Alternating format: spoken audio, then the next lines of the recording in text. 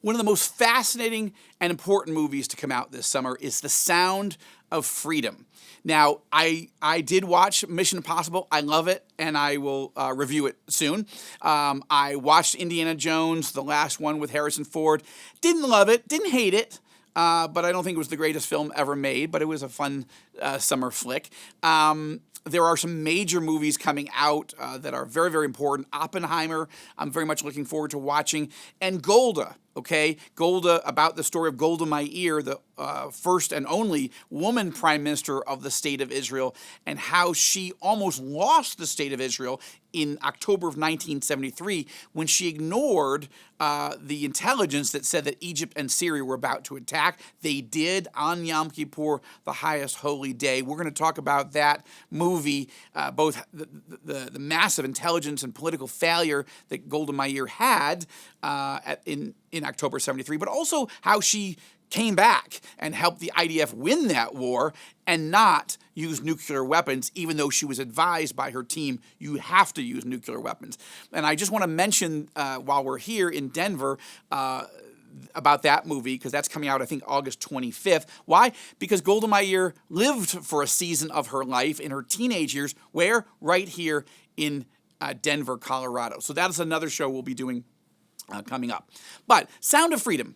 Really quickly, this is a movie I didn't want to see, but was encouraged by many friends. You have to see this. And I thought, all right, well, I'm in the States. It's not showing, or at least it wasn't, in Israel. I will watch it. Sound of Freedom is the story of a guy named Ted Ballard, who was an officer, a U.S. government law enforcement officer with Homeland Security. He's played in the movie by Jim Caviezel. Jim, you may famously know, of course, was played the person of Jesus Christ in The Passion of the Christ 20-some years ago, that became that huge blockbuster, made more than $700 million and became a global phenomenon. Jim has actually had some challenges getting other roles, because once you've played Jesus and everybody thinks of you as Jesus, sort of tough to see you in other ways. But he's done some very, very good work, and this is arguably his best film other than The Passion of the Christ. And the film is important. Why? Because it tells the story it's a true story of this Homeland Security officer who basically stumbles into a child sex trafficking ring and is trying his best to use the role that he has in U.S. law enforcement to stop such horrific treatment of children. Sex slavery of anyone is horrible. Of children, of minors, is even more repugnant.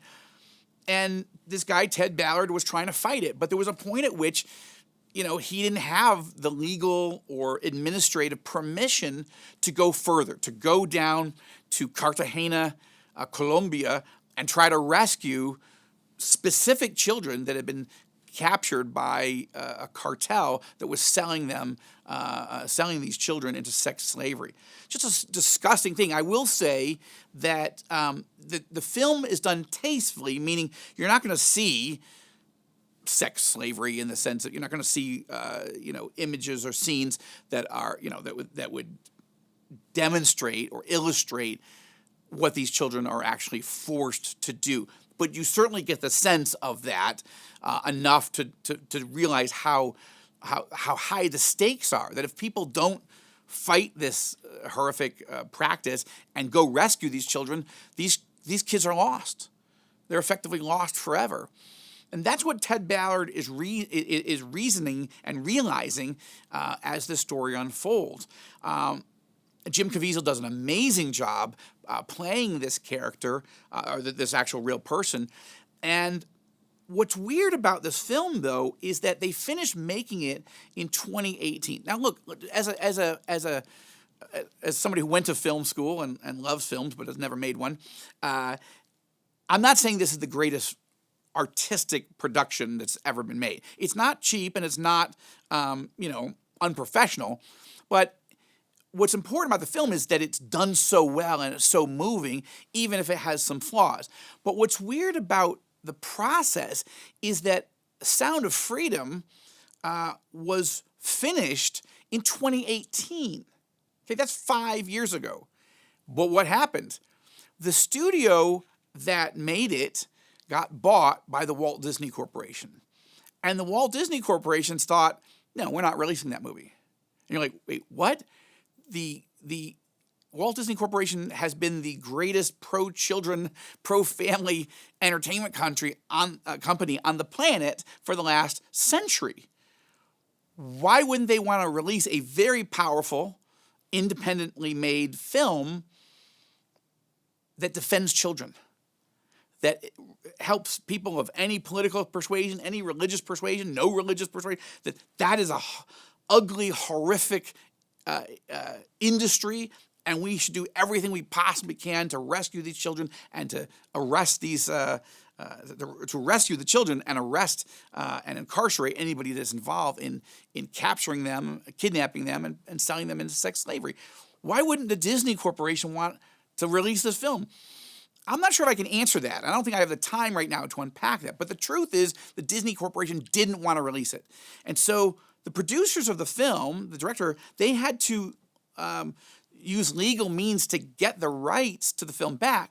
Then they tried to take it to every other studio and distributor in Hollywood to say, this is a good film. It's a little film, but it's an important film. Will you help us release it in American theaters? No, no, no, no, no. They got turned down by basically everybody in Hollywood. Why? Why would you not want a film like this to be released?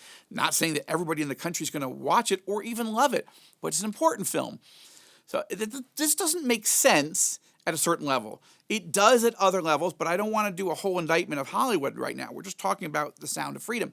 So what they do is they finally find this company, I think it's based in London, called Angel Films, who says, all right, we don't have that much money, but we'll do a crowdsourcing sort of fundraising drive and see if we can get our donors, our investors, to be interested enough to release this film. And it moved very quickly. They raised a lot of money very quickly, enough to get the film out. And now, Sound of Freedom has done, it's the breakaway film of the summer. Now, it's not making, it's not going to make $1 billion like Mission Impossible or something. But at the time that you and I are talking, it's close to $100 million, which is pretty good for an independent film that was trying to be canceled by everybody in Hollywood. There are some flaws in the film, and I'll mention just two very, very quickly. One is that the film doesn't actually, it glosses over a key element in the story in which Ted Ballard, working for Homeland Security, is basically told by his boss, I can't give you the permission to go down to Cartagena and rescue these children. And Ted Ballard says, fine, then I'll quit and go do it on my own. And in real life, the boss quit. You're 10 months away from getting your pension, from being vested in your pension. Don't quit now. Finish your 10 months and then leave, and that's fine. But don't sacrifice your family's financial well-being just to go rescue children. He's like, but these specific children that I want to rescue, they could be dead, or another 10 months of horror. And it turns out that in real life, the boss convinces Ted, okay, I won't do it. And then Ted calls his wife and says, look, I'm going to come home. They're not letting me do this anymore. And his wife, in real life, Ted Ballard's wife says, are you crazy? You'll never be able to live with yourself. You'll never be able to sleep. You've got to continue this mission. It's important. And he's like, yeah, but honey, I'm going to lose my pension and blah, blah, blah. She goes, I don't care. I'm with you. I want you to do this. You will not do well in your soul if you don't do what you know is right. And I'm with you even if we lose money on it. That's an amazing moment. Jordan Peterson interviews Ted Ballard and Jim Caviezel about that moment, and it's very powerful. Somehow the movie makers glossed over it a bit, and I think that's a mistake. But it doesn't take away from the overall power of the film, but I think it would have been much better with that in. One more thing, Mira Sorvino plays the wife. The wife gets very little attention, the wife of Ted Ballard, in this film. At the end, this is not a spoiler alert, but just in some final credits, the credits praise how much Ted Ballard's wife meant to this whole mission, and it wouldn't have happened if she hadn't done it. But we hardly see that at all. Again, a miss, but I still think you should see it. Sound of Freedom. It's still in theaters. I encourage you to watch it. This is Joel Rosenberg in Denver with a YouTube exclusive for the Rosenberg Report.